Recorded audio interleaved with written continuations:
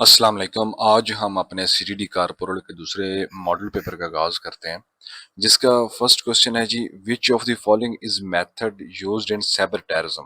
जिसका right answer है attacks on digital infrastructure. कोई भी डिजिटल अटैक, कोई भी आपके डिजिटल एसेट्स पे अटैक होगा, या कोई भी ऐसा अटैक जिसमें डिजिटल वे इस्तेमाल किया जाएगा, तो वो आपके साइबर टेररिज्म के जुमरे में आएगा। What was the main objective of operation Zarbe Azb. तो इसका राइट आंसर है eliminate terrorist network in North Waziristan.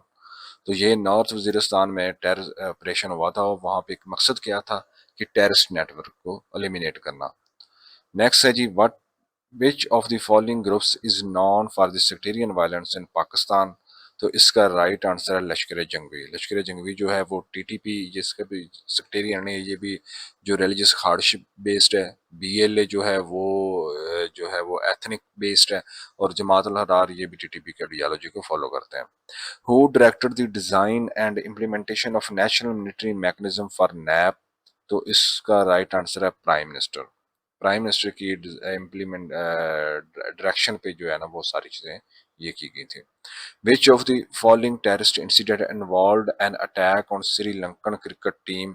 तो ये है जी 2009 लाहौर अटैक। 2009 में जो है वो श्रीलंका पे, लाहौर में अटैक हुआ श्रीलंकन टीम पे। What is the role of the vice president of FATF. तो इसका राइट आंसर है assist the president in providing strategic direction. जो प्रेसिडेंट को एफएटीएफ को असिस्ट करना जो है वो वाइस प्रेसिडेंट का रोल है। नेक्स्ट है जी, which type of terrorism involves attacks carried out by the groups like Sipah Sahaba Pakistan. तो ये सेक्टेरियन वायलेंस। सिपा साहबा जो है वो किस किस्म की टेररिज्म में इन्वॉल्व थी, यह है सेक्टेरियन वायलेंस। नेक्स्ट है जी, which year did Pakistan demonstrate sufficient progress on FATF's action plan leading to its exclusion from the grey list।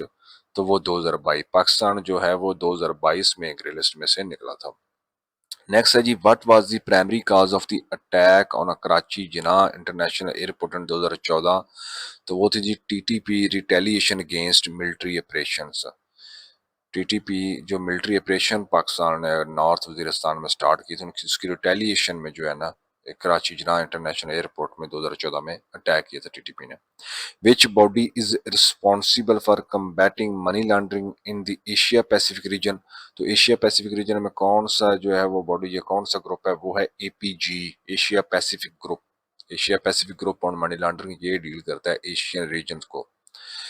और हमने ये भी पढ़ा था कि कितने जो है वो रीजनल बॉडीज हैं, एफएटीएफ स्टाइल रीजनल बॉडीज हैं एफएटीएफ की, तो वो 9 रीजनल बॉडीज हैं, जिनमें से Asia Pacific group one of them है। Where are the headquarter of the national counter terrorism authority located. तो इस्लामाबाद इसका राइट आंसर है। नेक्स्ट है जी, which law provides the power to make rules and regulation for NACTA. तो इसका right answer है NACTA act 2013। Who can be invited to the board of governors meeting on special invitation any person deemed necessary by the board. कोई भी शख्स जिसको board जरूरी समझे उसको वो इनवाइट कर सकता है अपनी मीटिंग में।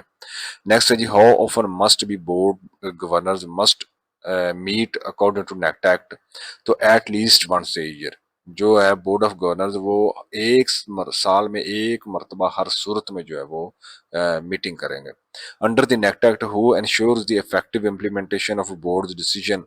तो वो है जी, हमने पढ़ा था कि एग्जेक्टिव कमेटी जो है वो इस चीज़ की जिम्मेदार है कि जो भी बोर्ड ऑफ गवर्नर डिसीजन ले उसको इम्प्लीमेंट करवाना, उसको एग्जीक्यूट करवाना एग्जेक्टिव कमेटी का काम है। और एग्जेक्टिव कमेटी का हेड कौन है वो भी हमने पढ़ा था, वो नेशनल कोऑर्डिनेटर है। Which section of the NACTA act deals with the appointment of a national coordinator. तो सेक्शन 9 जो नेक्टा है वो नेशनल कोऑर्डिनेटर के अपॉइंटमेंट को डील करता है। Who is authorise to appoint deputy national coordinator of NACTA. तो फेडरल गवर्नमेंट है। और जो है कोऑर्डिनेटर की भी अथॉरिटी फेडरल गवर्नमेंट, और डिप्टी नेशनल कोऑर्डिनेटर की अथॉरिटी फेडरल गवर्नमेंट है। Under the anti terrorism act 1997 what is required to prove to extend the remand period beyond 15 days evidence of further investigation. आपके पास कोई ऐसा evidence होना चाहिए जिससे ये जाहिर हो कि ये इसके लिए फर्दर इन्वेस्टिगेशन रिक्वायर्ड है, तो फिर आपको जो है ना 15 दिन से ज्यादा रिमांड मिल जाएगा आपको।